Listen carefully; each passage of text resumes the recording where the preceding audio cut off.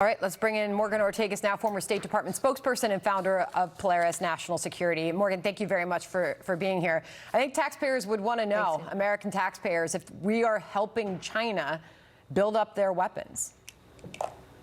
Well, absolutely. I mean, listen, we have a problem. We have a military readiness problem in this country. Sandra, even if you look at the F-35s, you know, some of our newest fighters, they're entirely and wholly dependent at this point on rare earths. Where there's rare earths sourced from, they're from China. So what we're experiencing in this country, obviously for decades now, we've had a problem, as you all just laid out, about IP theft, not only for our military equipment, but for our technology and intellectual property writ large. It's why American businesses should not be doing business with anyone in the Chinese Communist Party that's affiliated with the PLA. But also, if you look back at home at our own problems, as I said at the beginning, we have a readiness issue, right? The Chinese Navy is bigger than ours. They have 360 ships right now.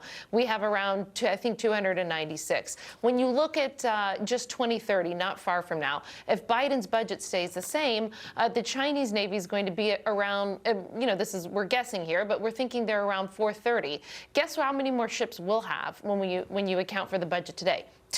Just two more, while they're growing, while they're exponentially outgrowing us. If you look at our Air Force bombers, for example, we have about 40% less of our Air Force bombers than we had in the 1980s. So we need, Heritage has talked about this in their report, we need to have an industrial revolution as it relates to our military hardware and infrastructure of what we can build, but we also need to have the same industrial revolution for our supply chain. You know, Congress can grant all the money in the world that it wants to the Pentagon to build this equipment, but if we can't source everything, if we're still dependent on China to source the rare earths or the materials and the equipment we're trying to build, well, then we have a holistic, scary problem. Meanwhile, the Wall Street Journal today takes on the United States military's growing weakness. Morgan, I'll ask you about it as a new Heritage Foundation report warns about declining U.S. naval and air power and describes ranks the U.S. military as weak, saying this: as currently postured, the U.S. military is at growing risk of not being able to meet the demands of defending America's vital national interests.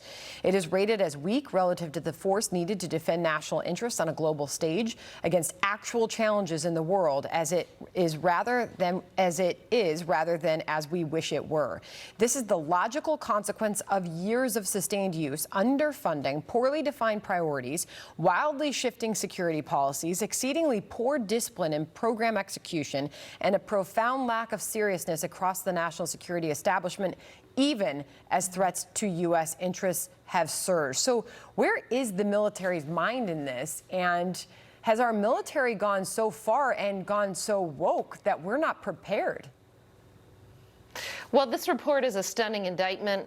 It should scare all of us that are reading it, that are listening to this show right now. As I just laid out the capacity problems that we have with our own U.S. Navy, with our own Air Force bombers, and with the supply chain issues. And then, of course, we have the problem. Really, I think our political leaders are to blame more than our military. If you look at our political leadership and their funding priorities, for the budgets that President Biden and his team are submitting, every agency gets an increase, except which agencies? DOD, DHS, and the DOJ. So that means our current military budget does not even keep up with the cost of inflation. So we have President Biden on one hand going out and saying that we are going to defend Taiwan militarily, and then you have this Heritage report and other war games that have been public recently that are showing that we could be out of advanced munitions within a week. Wow. If we go to war with China over Taiwan. So there's a lot of serious implications here. We need to have a serious discussion in this country about properly funding our military. You know, we keep funding it on these temporary cycles. We keep making extensions. And of course, again, as I said earlier, we have an industrial base that's not even prepared to support such a massive influx. So this country needs to be aware that we could be facing in a matter of years, just very, very soon, a war over Taiwan, and we're not ready. Quite a warning. Morgan Ortagus, thank you very much for joining us on that, and great to see you. Thank you.